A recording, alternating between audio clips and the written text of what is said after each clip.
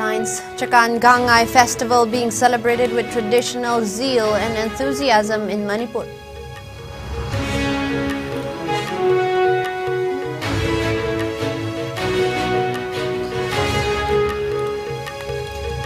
Amju EGM condemn detention of journalist over Poppy statement during a local TV discussion program.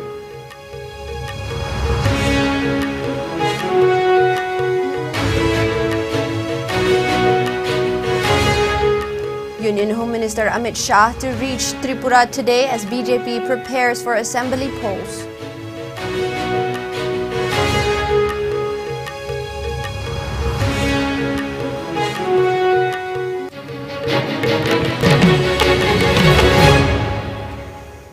Hello and welcome. You're watching IS English News. Before we begin, IS News would like to remind our viewers to practice physical distancing, hand hygiene, wear masks, protect yourself, and get vaccinated to ward off the virus.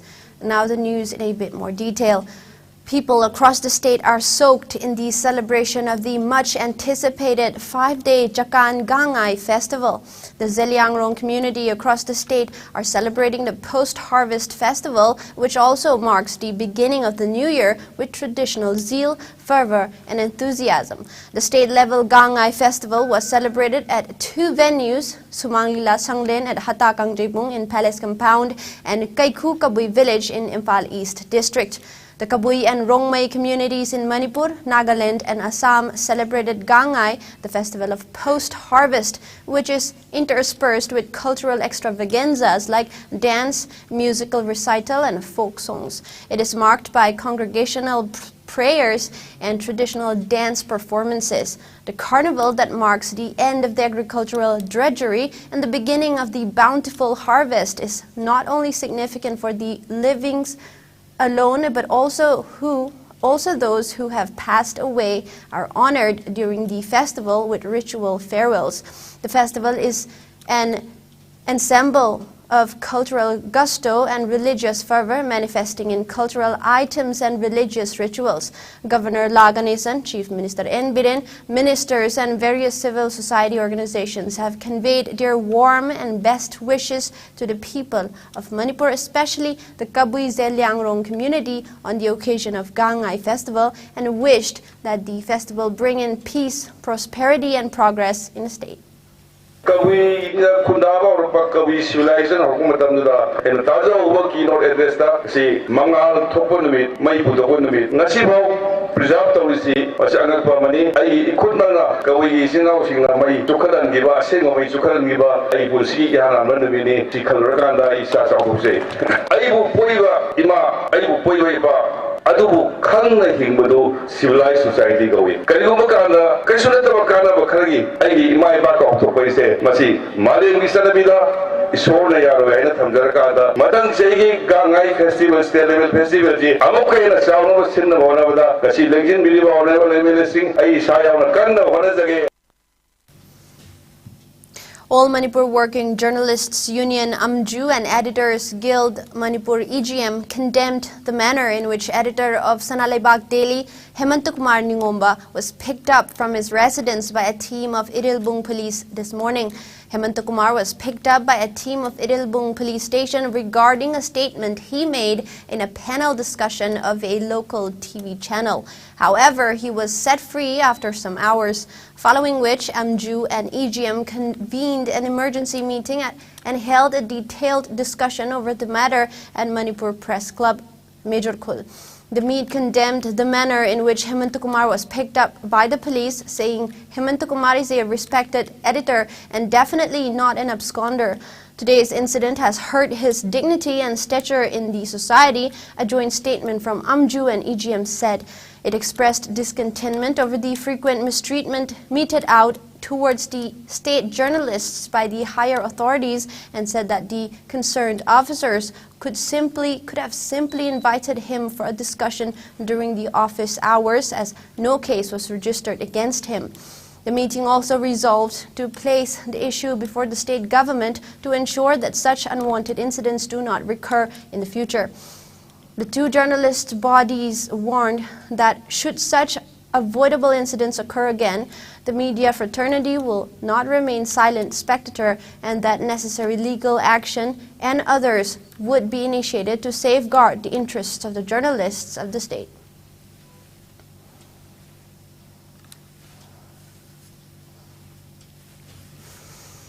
Union Home Minister Amit Shah is likely to arrive in Tripura on Wednesday night as the ruling BJP prepares for the assembly elections. Shah was earlier scheduled to reach the state on Thursday, but his arrival was preponed, a senior official said.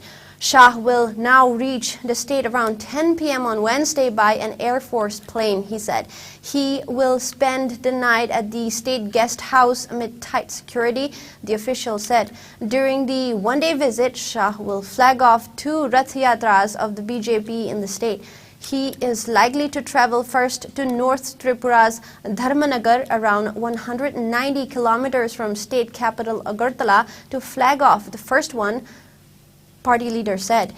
Later, he will be visiting South Tripura's Sabroom near the Bangladesh border to flag off the second Rath Yatra.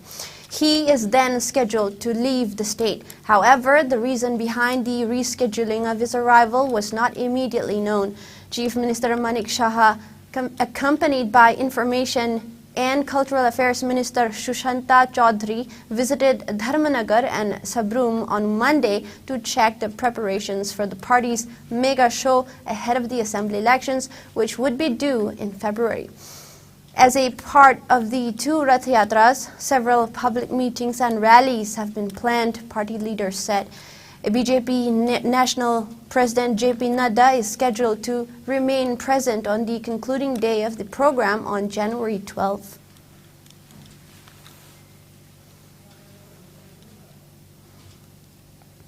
The Manipur Pradesh Congress Committee MPCC has extended warm greetings to the people on Gangai, the post-harvest festival of the Kabui community.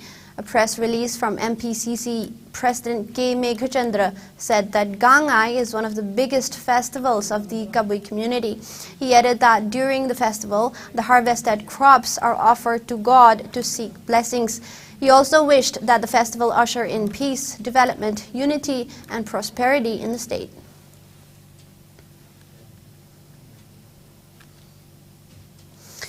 The Kuki Students Organization Samulamlan bloc has urged the state government to complete the construction of the road connecting G. Songil and Samulamlan subdivisional office, and also the road passing from Hautakkulin to Sijang Dampi area at the earliest by maintaining quality. Speaking to media, the residents of G. Songil village chief, president of KSO Samulamlan David Telen, stated that the construction of the road from G. Songil to Samulamlan subdivisional office has been going on under PMGSY for 3 years in a slow pace, while the road from Hautakkulin to Sijang Dampi area is being constructed inappropriately. He further appealed to the concerned Minister Y. Kim Chan for a field visit and also urged Chief Minister N. Biren to ensure necessary actions are taken to complete the road construction works at the earliest. Other members of KSO Sumulamlan and villagers of B. Songel village attended the press meet. G. Songel to Samalamlan SDO office pau semli ba lambi asi PMJSY gi WBM pau loisindana laibase chahi hum phajil lagle aduna maram oiraga media gi mateng lauraga Honorable Minister RD masung mahut paibiri ba ikai khumnajari ba YKM Chana athuba matamda worksite asi field visit chatpi nangai haijari Manipur laingak paibiri ba Honorable Chief Minister na athuba matamda praja miyam gi awaba se yengbiraga lambi si thuna loisinba yanangai gi damakta PMJSY lambi work pending laibasi Pu N Biren gi pukning chingsinjari.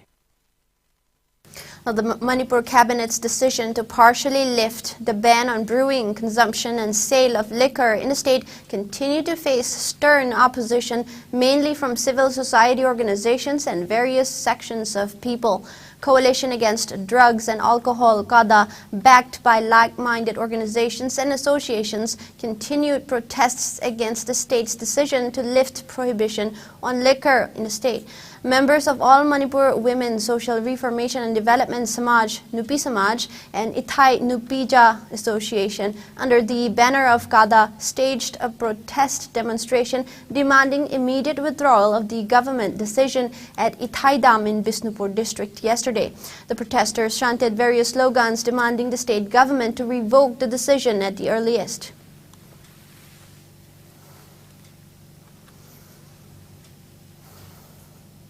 Meanwhile, Coalition Against Drugs and Alcohol, CADA, today released its quarterly journal, Health for Future, Volume 1, Issue 36. The event was held at the CADA Head Office Conference Hall at Konung Mamang Purairomba, Kongnang Mokong.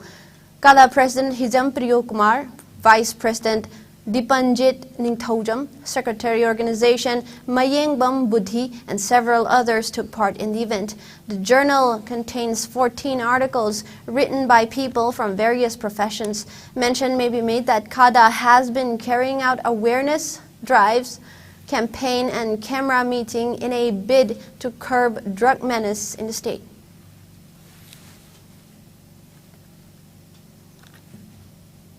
Now, fears over the impact of the new Omicron subvariant BF7 variant has risen in the country after several cases were detected in various countries. In view of the threat posed by the Omicron COVID-19 variant, the Union Ministry of Health and Family Welfare has advised people to wear a proper mask, maintain social distancing at public places, and take both doses of COVID vaccines to ward off the virus. Meanwhile, COVID-19 cases in India are increasing with a slight margin. India reported 175 new COVID-19 cases in the last 24 hours.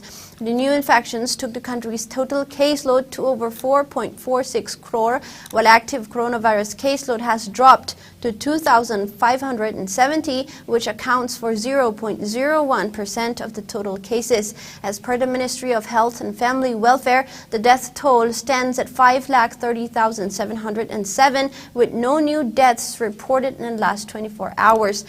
Meanwhile, the number of people who have recuperated from the disease has gone up to 4,41,45,854, with 187 recoveries in the last 24 hours. The country's recovery rate has increased to 98.81%. Over 220.11 crore vaccine doses have been administered so far under the nationwide vaccination drive. Top 3 states contributing maximum number of COVID-19 cases to India's tally are Maharashtra, Kerala, and Karnataka. And meanwhile, in the northeast India, Assam has the highest number of active cases, followed by Mizoram and Meghalaya. Now, COVID-19 has infected over 66 crore 61 lakh people, while more than 67 lakh 1,000 have succumbed to the dreaded disease, and recoveries are above 63 crore 81 lakh. Globally, USA has the highest COVID-19 cases, followed by India and France.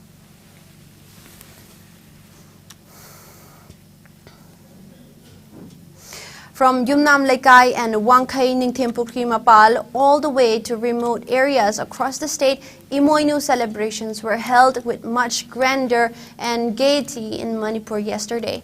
Many households made offerings including seasonal fruits, vegetables, and fishes to Ima Imoinu, the goddess of wealth and prosperity, to evoke her blessings. Ritual programs are also held at various places, and colorful lights lit up homes and streets across the state. Ima Imoinu Iradpa is celebrated on the 12th day of Wakching month of Manipuri lunar calendar by the Meitei community with traditional gaiety and religious fervor.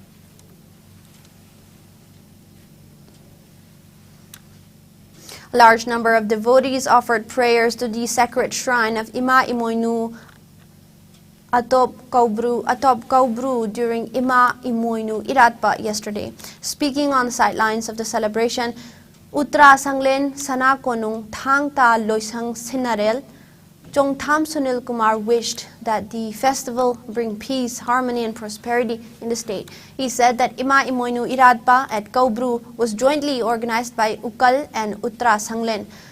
Personnel of Manipur Police and CRPF were deployed in and around the festival venue to strictly monitor the entry of devotees. Hundreds of people came to offer prayers, and most of them had spent a night at Gobru Hill. An ambulance and a medical team were also stationed there to deal with any emergency during the celebration.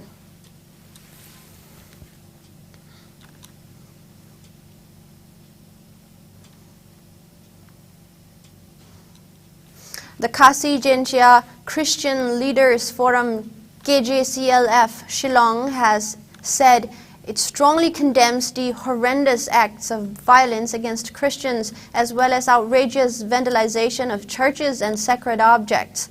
In a statement, the forum said, even as the new year 2023 commenced, these hateful acts had continued and taken place in Narayanpur district of Chhattisgarh, which left many people injured, including the SB in charge of the area. The Minister of State for Minority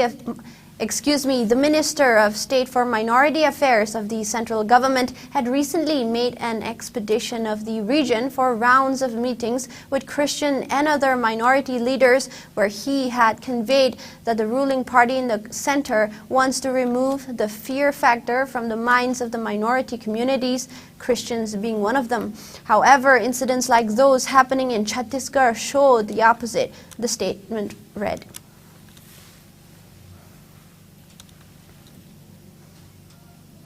The Unique Identification Authority of India, UIDAI, has put in place a resident-friendly facility to help people update their address online in their Aadhaar with the consent of the head of the family, HOF. The updation can be done by submitting a proof of relationship document like a ration card, mark sheet, marriage certificate, or passport mentioning the names and relationship of both the applicant and HOF. In case the proof of relationship document is not available, UIDAI provides the resident to submit a self-declaration by the HOF in the prescribed format. This choice would be in addition to the existing address update facility using any valid proof of address document prescribed by UIDAI. Any resident above the age of 18 can be a HOF for the purpose and can share his or her address with his or her relatives through the process.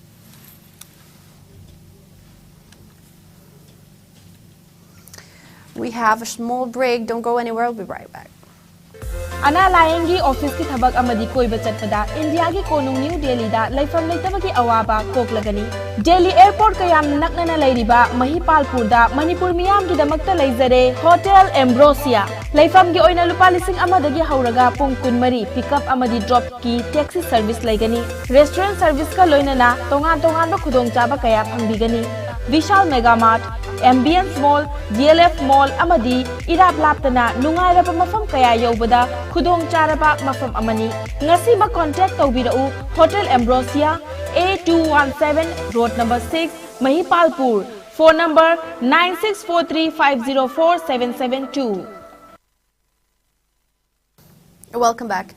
Global health officials tried to determine the facts of China's raging COVID-19 outbreak and how to prevent a further spread as the Communist Party's mouthpiece newspaper rallied citizens for a final victory over the virus. China's axing of its stringent virus curbs last month has unleashed COVID on a 1.4 billion population that has little neutral immunity, having been shielded from the virus since it emerged in the central city of Wuhan 3 years ago. Many funeral homes and hospitals say they are overwhelmed, and international health experts predict at least 1 million deaths in China this year, but China has reported 5 or fewer deaths in a day since the policy U-turn. China has rejected foreign skepticism of its statistics as politically motivated attempts to smear its achievements in fighting the virus. Having lifted the restrictions, Beijing is hitting back against some countries demanding that visitors from China show pre-departure COVID tests, saying that the rules were unreasonable and lacked a scientific basis. Japan became the latest country to require a pre-boarding negative test, joining the United States, Australia, and others. China, which has been largely shut off from the world since the pandemic began, will stop requiring inbound travelers to quarantine from January 8, but it will still demand that arriving passengers get tested before they begin their journeys.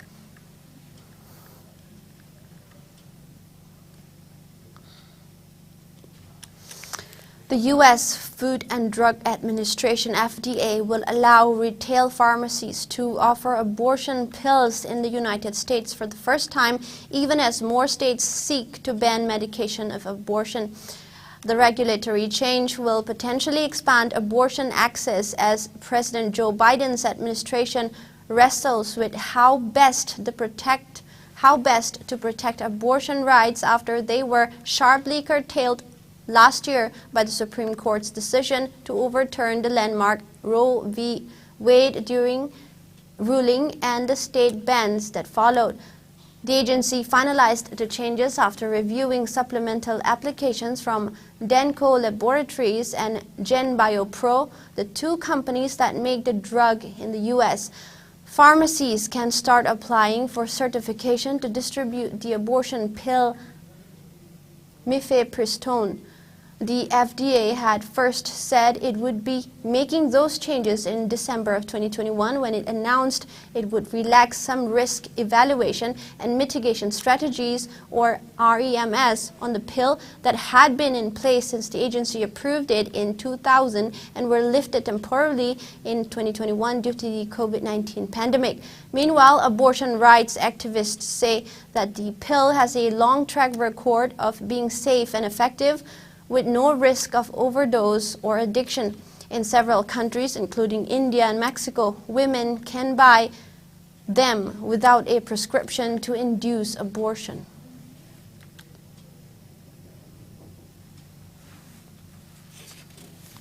And now we have some sports news.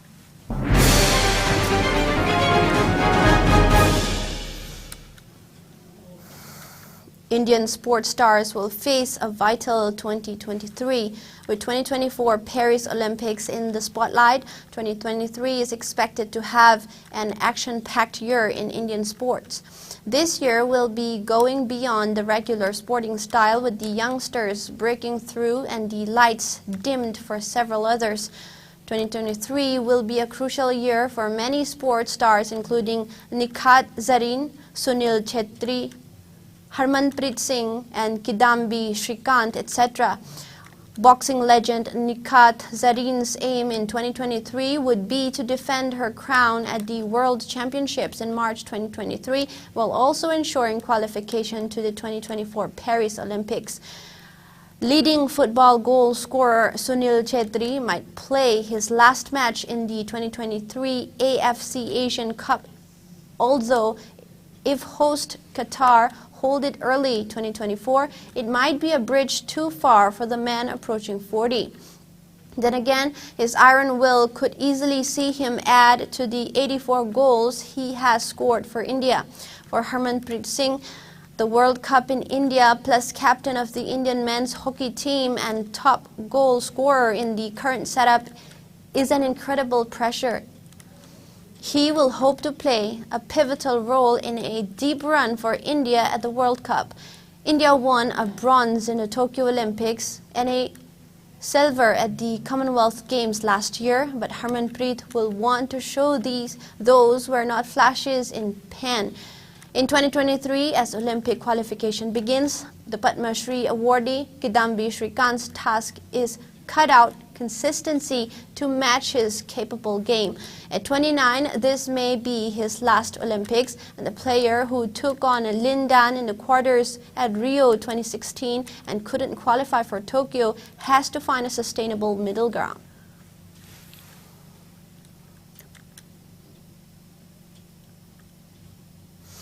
Now in cricket, the second T20 international of the three-match series between India and Sri Lanka will be played in Pune tomorrow.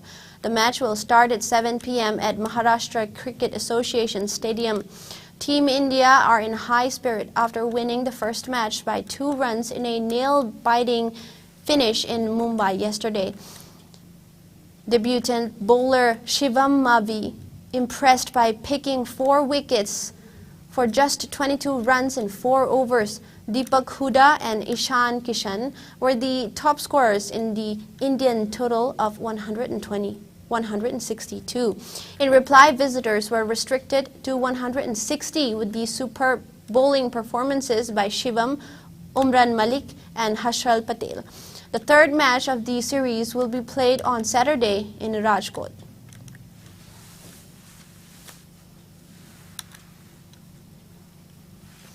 Before we wrap up the news, the headlines once again.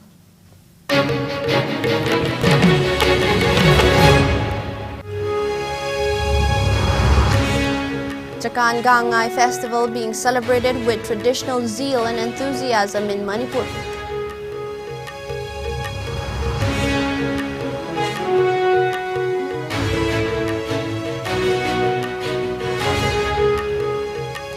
Amju EGM condemned detention of journalist over poppy statement during local TV discussion program.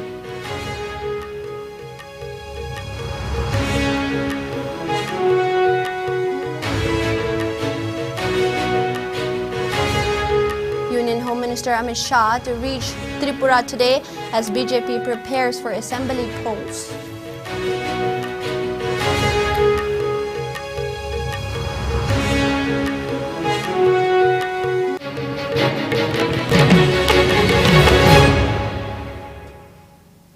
That is all the news we have for now. Thank you for watching, and I wish you a happy Gangai.